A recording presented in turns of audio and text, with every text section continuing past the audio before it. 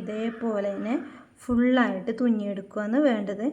ഇതിപ്പം വൈറ്റ് അല്ല ഇങ്ങനെ ചെയ്യുന്നത്. അതിൻ്റെ പകരം നമുക്ക് വേണമെങ്കിൽ 1/3 ഭാഗം വൈറ്റ്, 1/3 ഭാഗം ഗ്രീന്, 1/3 ഭാഗം ഓറഞ്ച് ആക്കിയിട്ട് ചെയ്യാം. എന്നിട്ട് ഫസ്റ്റ് വൈറ്റ് ഇടാം, പിന്നെ ഓറഞ്ച് ഇടാം.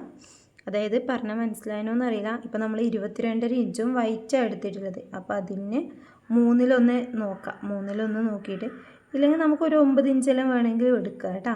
9 ഇഞ്ച് എടുത്തിട്ട് പിന്നെ അങ്ങനെ ആകുമ്പോൾ കുറച്ചും കൂടി ഞൊറിവ് കിട്ടും. കുറച്ച് വലിയ ഫ്ലവറോ 10-11 ഇഞ്ച് ഓരോരോ റിബണും എടുക്കുകയാണെങ്കിൽ കുറച്ച് വലിയ ഫ്ലവർ കിട്ടും.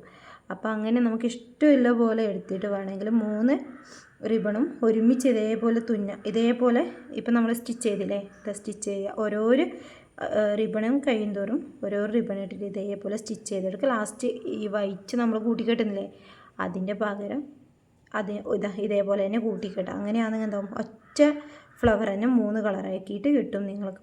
ഇപ്പം ഒരു റിബൺ ഉപയോഗിക്കുന്നതിന് പകരം 3 റിബൺ ഉപയോഗിക്കുകയാണെങ്കിൽ 3 കളറിൽ ഒറ്റ ഫ്ലവറായിട്ട് തന്നെ കിട്ടും.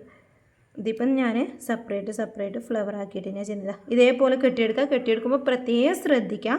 നമ്മൾ കെട്ടുന്ന സമയത്ത് ഇത് കണ്ടോ, ഇതേപോലുള്ള തുണികൾ ഇതിൻ്റെ ഉള്ളിൽ കുടുങ്ങും. നമ്മൾ കെട്ടുന്നില്ല, അത് കുടുങ്ങാതെ ശ്രദ്ധിക്കുക. അതുപോലെ തന്നെ നമ്മൾ പലർക്കും അറിയാത്തൊരു കാര്യമുണ്ട്, നമ്മൾ ഇങ്ങനെ തുന്നിക്കേണ്ടി വലിച്ചിട്ട് ഈ സൂചിയും കൊണ്ട് തന്നെ ഇങ്ങനെ തുന്നി സ്റ്റിച്ചിട്ട് വെക്കുക. അങ്ങനെയല്ല വേണ്ടത്.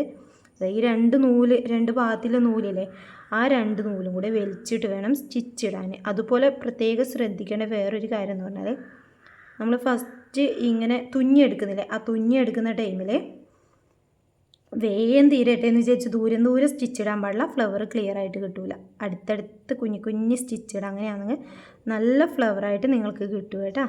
അപ്പം ഇത്രയും ചെയ്ത ശേഷം സിമ്പിളായിട്ടുള്ള വർക്കാണ്. ഇനി ഒന്നുമില്ല, നോക്കുക, സിമ്പിളായിട്ടുള്ള വർക്കാണ്.